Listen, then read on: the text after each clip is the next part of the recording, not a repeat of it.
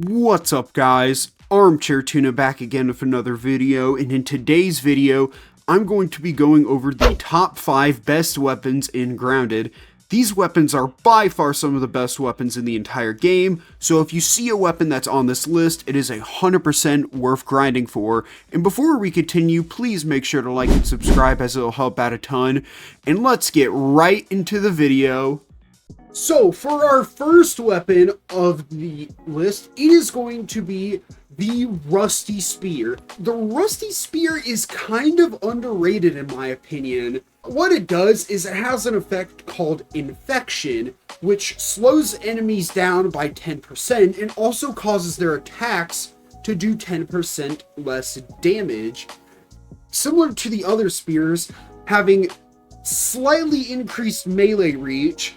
However, the Rusty Spear gets even better when you throw it. It deals a staggering 165 damage. Yeah, that is right, in 165 damage, which is insane damage for a ranged weapon. Its main drawbacks, however, are that you do have to decide to go down the Javelineer route, which is going to be expensive to dupe, being 2,100 raw science for each spear you dupe, which it doesn't seem much at first, but once you lose a spear by it glitching under the map or getting flung away into the unknown, the cost will go up over time.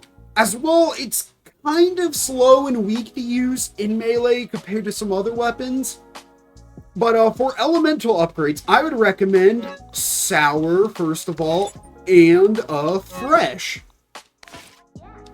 And starting off with Sour, I recommend this mostly for general use if you're planning on using the Rusty Spear to fight anything in the yard. And Fresh mainly for some of the haze creatures. And also, if you need to use a quick weapon for the infected broodmother fight, if you don't feel like farming for the scimitar. In terms of ranking of this weapon, I would probably put it in low S. It's a reliable weapon, but it does have some cons to it. But if you master its pros, such as throwing it, the Rusty Spear can be one of the highest damaging weapons in the entire game. But like I said, you do need to master the pros, which can be hard to master. That is why I put it in the number 5 spot. So for the fourth weapon of the list, it is going to be the Toenail Scimitar. Similar to the Rusty Spear, the Scimitar does have Infection, which is insanely strong. As well as you can pair it up with some of the other things in the game, such as Blade Master. Also, the Termite Armor and Giddy Goop, you will be able to max out those effects, not only making you deal insane damage, but also make the creature you're fighting extremely slow. Now, I'm going to recommend 2 elements for this weapon, and this is going to be the last weapon on this list that gets the same treatment. So starting out the first element, it is going to be Fresh, mainly for the infected broodmother. As you can see here in this clip, I'm using all the stuff I said earlier, and the infected broodmother is extremely slow.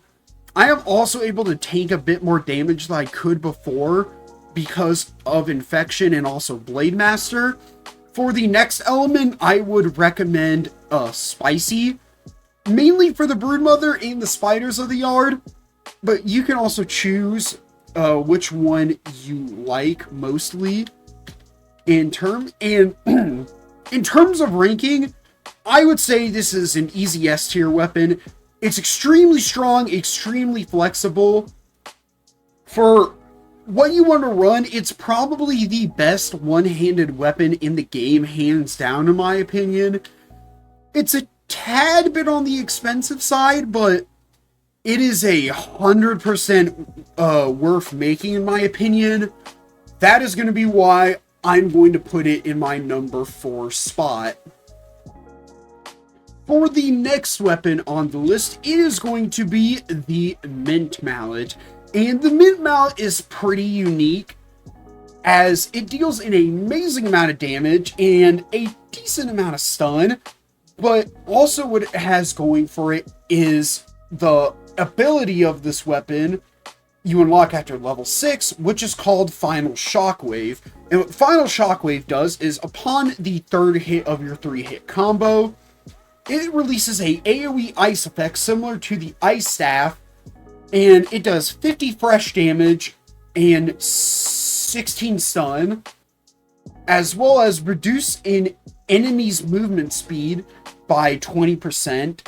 And the fact that it's AoE as well also means that it is really good for having to deal with crowds, as well as the AoE effect also improving one of the Mint Mallet's weaknesses, which is its stun damage, which isn't the worst, but also doesn't proc as much as you would need it to for a weapon like this. In my opinion, it is going to be the best weapon for every fresh creature, excluding the infected Broodmother, as it deals some of the highest damage in the entire game. For those of you who do want to farm the infected wolf spider I meant, mainly for its gold card, I would highly recommend using this weapon to farm for the gold card with for the infected wolf spider, as well as if you do want the trinket that the infected wolf spider has as well to farm with. And in terms of ranking, I'm going to have to put this, once again, in S tier. It deals really good damage, as well as the AoE effect for dealing with crowds, which makes it 10 times better. As well as this weapon, you pretty much unlock this weapon as soon as you unlock the upper yard.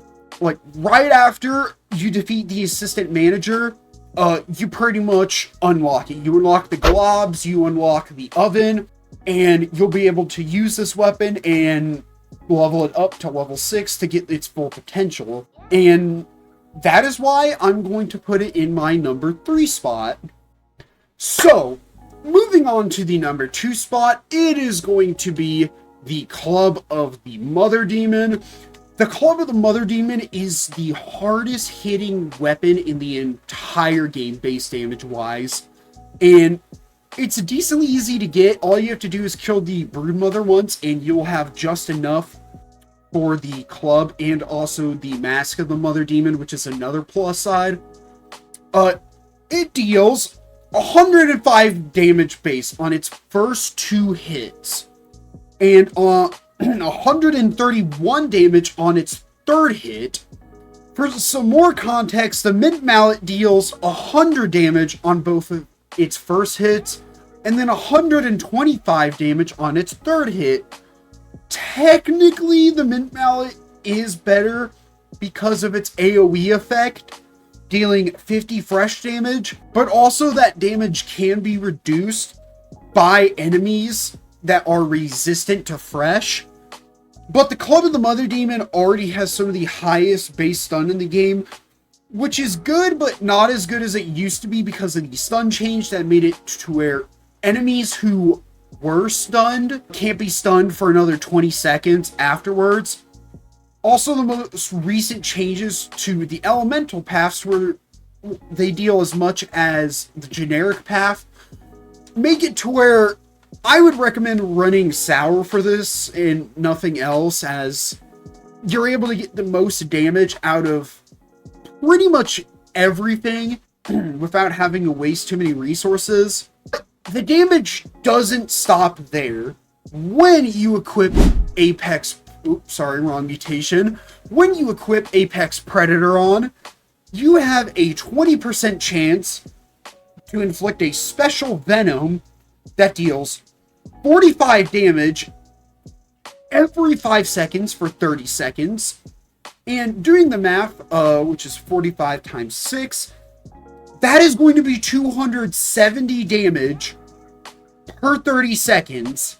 And that's not counting the fact that you can reapply it if you're lucky and restart the timer to keep applying that venom over and over and over again.